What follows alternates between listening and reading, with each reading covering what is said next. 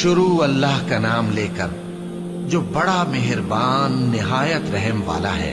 بھلا تم کو ڈھانپ لینے والی یعنی قیامت کا حال معلوم ہوا ہے؟ اس روز بہت سے چہرے یعنی لوگ ذلیل ہوں گے، سخت محنت کرنے والے تھکے ماندے دہکتی آگ میں داخل ہوں گے۔ ان کو ایک کھولتے ہوئے چشمے کا پانی پلایا جائے گا، ایک سخت خاردار جھاڑی کے سوا ان کے لیے کوئی کھانا نہیں ہوگا جو نہ مفید غذا بنے اور نہ بھوک میں کچھ کام آئے۔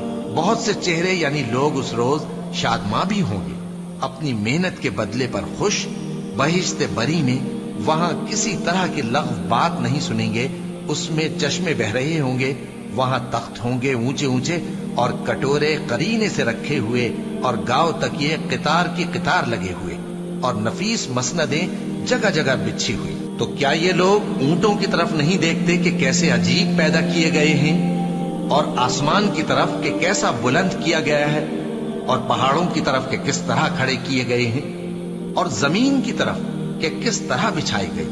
بس اے نبی صلی اللہ علیہ وآلہ وسلم، تم تو نصیحت کرتے رہو کہ تم نصیحت کرنے والے ہی ہو، تم ان پر داروغہ نہیں ہو۔